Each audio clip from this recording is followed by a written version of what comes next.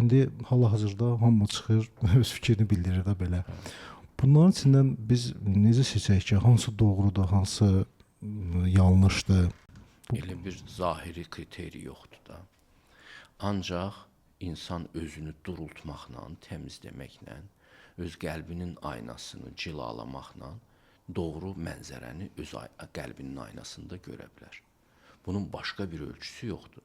O birisi deyəcəyəm, mən heç tanımıram sənin nəticəvi, sənin gəlib çıxdığı nəticə ilə razılaşmıram. Amma bu onun fikridir. Əsas olan odur ki, sən həqiqətən o fikrə çatmısan. Sənin həqiqət duyğunun dayağı sənin ürəyindədir, başqasının rəyində deyil.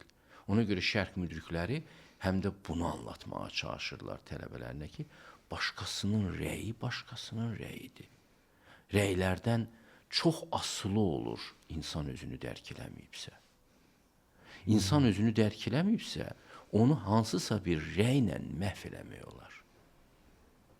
İnsan özünü dərk eləyibsə, ona başqasının rəyi təsir eləmir. Onda o aydınlıq var. Ona görə hətta döyüş sənətlərində belə şərqdə texnikalardan daha çox fərqindəliyi və o aydınlığı inkişaf etdirməyə çalışırlar tələbələrində. Ki o aydın olsa, fərqindəliyi yerində olsa, o qalib gələcək.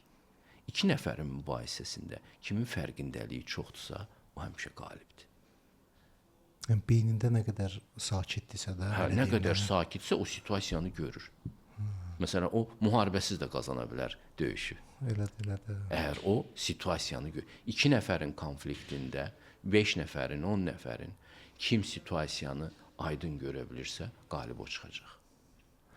İnsani münasibətlərdə də belədir. İndi o kütlə, özünü bilməyən adamlar yığışırlar, nələrsə deyirlər, manipulyasiya eləməyə çalışırlar, öz güclərini ifadə eləməyə çalışırlar. Bunun heç bir dəyəri yoxdur. Bunlar sonra köpük kimidir, çəkilib gedəcək. Yerdə qalıcı olan bir şeylər qalacaq. Onlar bir təcrübənin içində, onlar sanki öyrənmək istəyirlər, biz bir şey eləyə bilirik mi? Görəcəklər ki, heç nə eləyə bilmirlər.